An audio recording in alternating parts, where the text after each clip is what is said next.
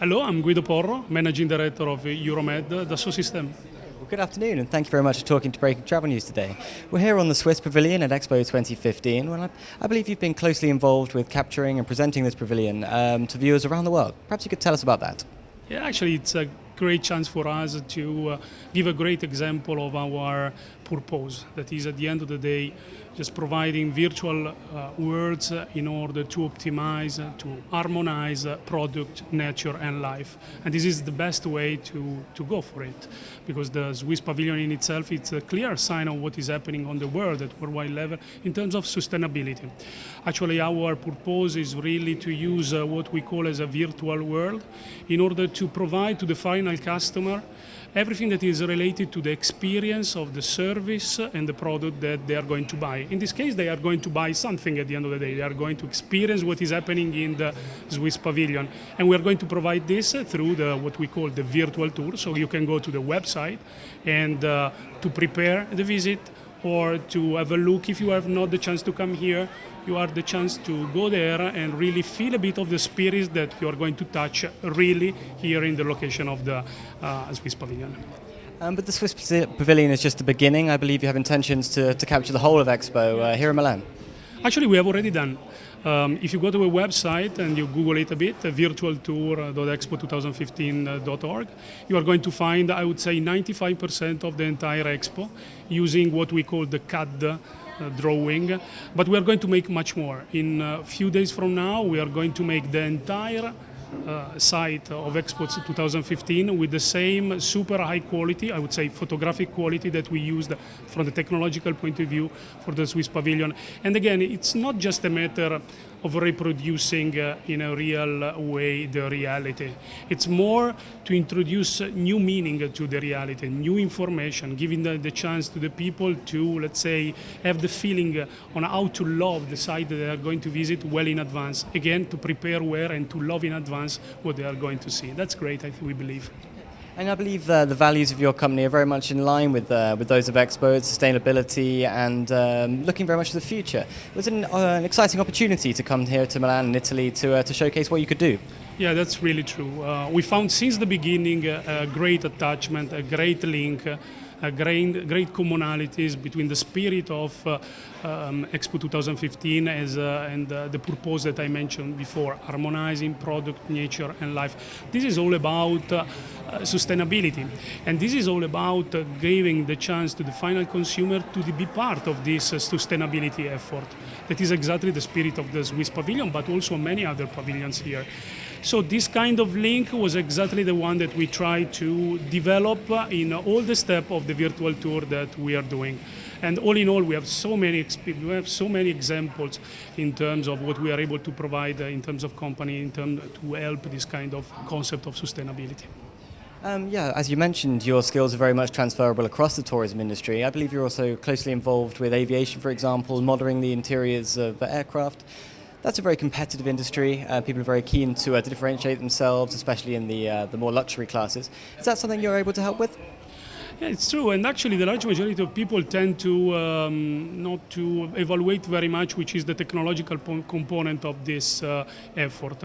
So take, for example, the new families or of airplane.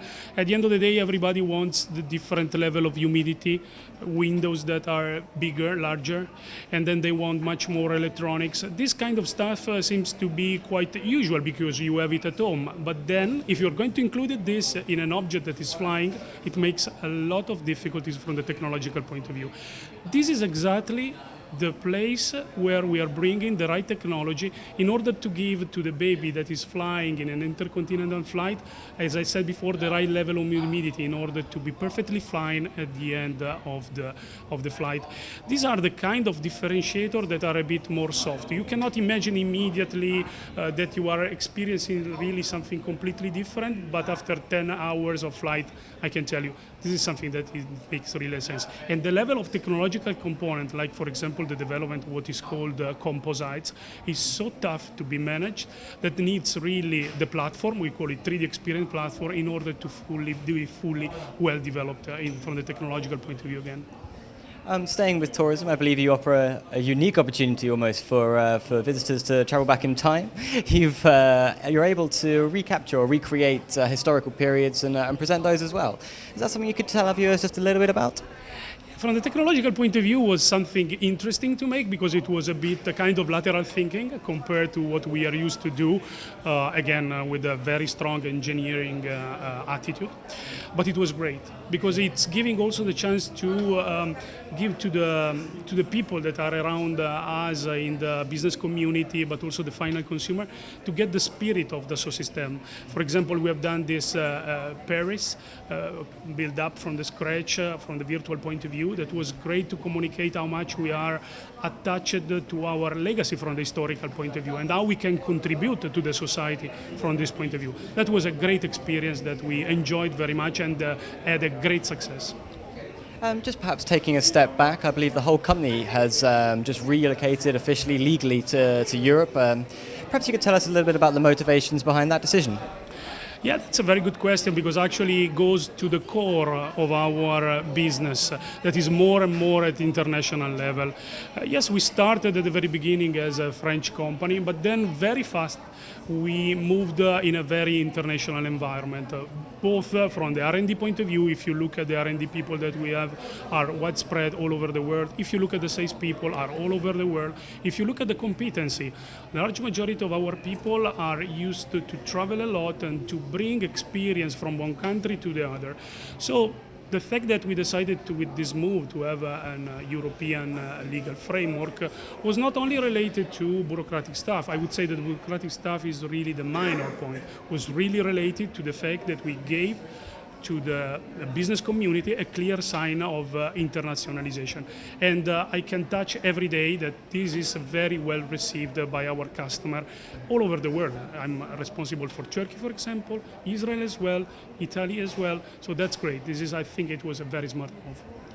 Perhaps just one final question then. We'll return to the theme of Expo, sustainability.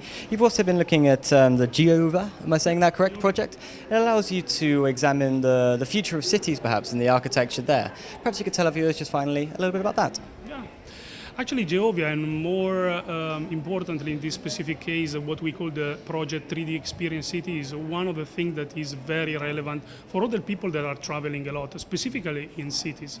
Cities are becoming more and more relevant from the quantitative point of view. More and more inhabitants are going to stay in city for the next 20, 30, 50 years. So this is a clear trend that includes also a lot of complexity. How to manage this level of complexity? What we have found out is that if you consider a city, the large majority of the people are really taking care of the different layer of the city in a separate way. There is the electricity or energy layer, there is the telco layer, that is the one that is related to the commuting of all the people every day, the touristic layer. So we found out that this is absolutely not aligned with the expectation of the policy decision maker. So what we provided was the capability in a single platform to develop an holistic view over the behavior, if you like an organic behavior of the entire city. And we're going to announce in a few days from now the big step in a very large city at worldwide level that is going to use for the first time this kind of platform to solve issues like commuting and traffic jam, like, for example, a situation where you have crisis in the city, you have to manage a lot of flow of people all around the cities. So these are the kind of things that we are trying to solve, and we are very, very keen to develop more and more on this. Well, a series of very interesting points there, and I thank you very much for taking the time to speak to Breaking Travel News today. Thank you. Thank you very much for the opportunity.